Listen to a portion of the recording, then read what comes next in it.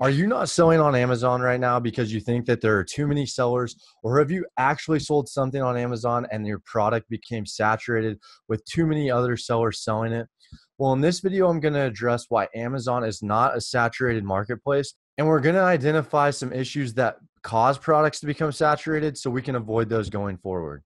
Before we go ahead and get into those exact details, I want to announce the ebook that I launched last Friday on online arbitrage can be found in the description below. And anyone who purchases it in the next week, I will one-on-one be helping them find their first item, identifying any issues. And that goes for anyone who has purchased it already as well.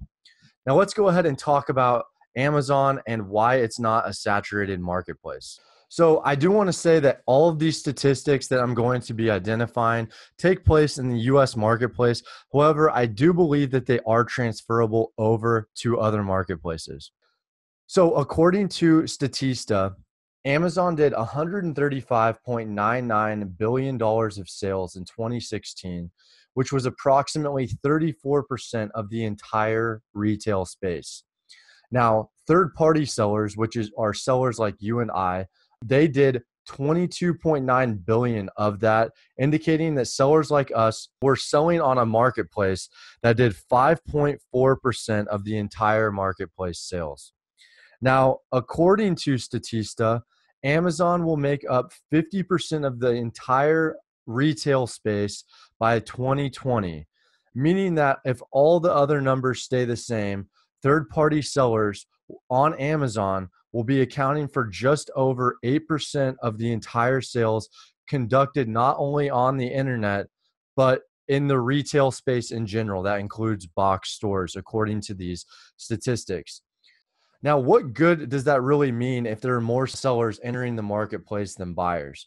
Well, this is a really hard fact to actually measure, but according to InChannel, Amazon at the beginning of 2018 had 310 million active different customers. And according to Marketplace Pulse, they break down the number of Amazon sellers per state, and this comes out to be just under 2 million active sellers on Amazon. So if you do the math on that, it indicates that there's roughly 150 buyers for every seller on Amazon. Now, that is a phenomenal number. I just want you to take that into account. Now, that being said, if I said all of that information to you and you're still asking, Kris, I've actually sold some items on Amazon and they became saturated. So what's the deal? Well, this is my answer to that. And before we go ahead, I'm going to analyze products' life cycles, and we're going to talk about what goes into a product's life cycle. But before we go ahead and get into that, I want to talk about different types of saturation. So these aren't economic terms. These are just terms that I've coined that help me analyze it.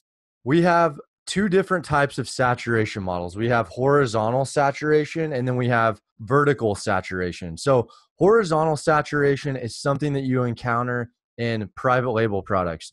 So let's say Jim is selling one brand of yo-yo, Kris is selling one brand of yo-yo, and Elisa is selling another brand of yo-yo.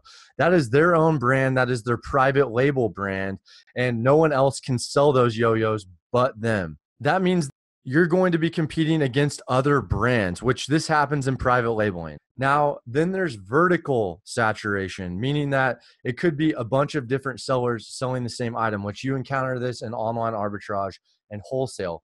Let's say there's a Disney water bottle, and then there's a Star Wars yo-yo, and on each of those listings, there's 5 or 6 different sellers selling the same thing.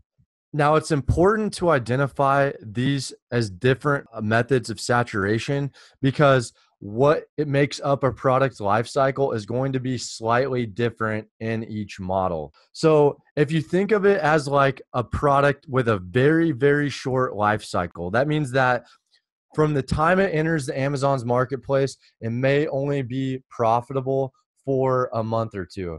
Now, this is very popular in fads. So if you had a fidget spinner and that was a very popular private label product, I know people who made a killing on fidget spinners.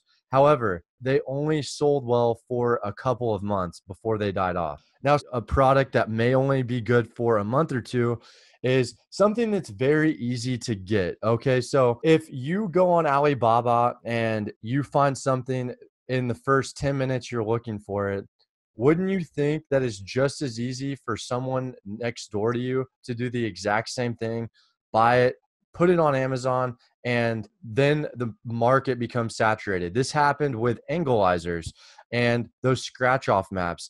Differentiation was extremely hard, so it caused the products to become saturated.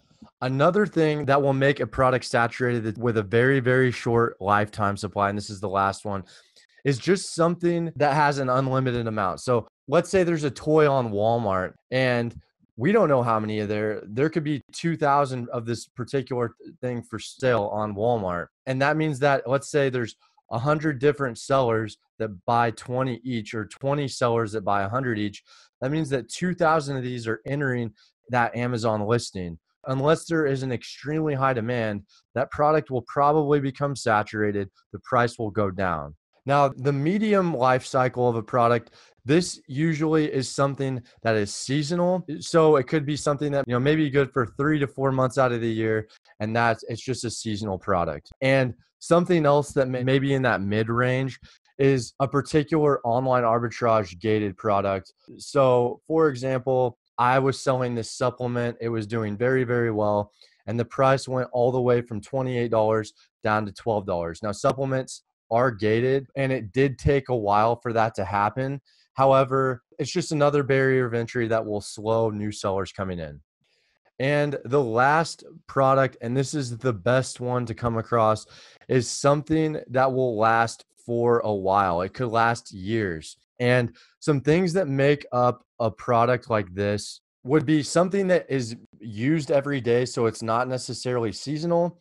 And it could be something that's high in demand with very limited quantity. So let's say a supplier that has access to this particular product that's a gated brand that can get you in on it. And it's a very hard to find supplier.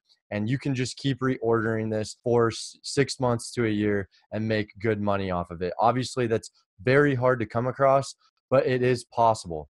Another instance of this would be, let's say you have a private labeling product, and not only do you have good brand recognition, but you're building up reviews, which is in a sense equity on that product, which reviews are huge in terms of purchasing power. So that is another great way to make sure an item lasts for a long time. And I just want to say, you guys can make money doing any of these particular business in terms of any of these product life cycles, the length of them. I know people who made a lot of money on fidget spinners. I know a lot of people who make a lot of money on seasonal products. It's just about timing and analyzing the risk before entering in these markets. So I really hope that this helped you guys out. Let me know if you liked videos like this, and I'll see you in the next one.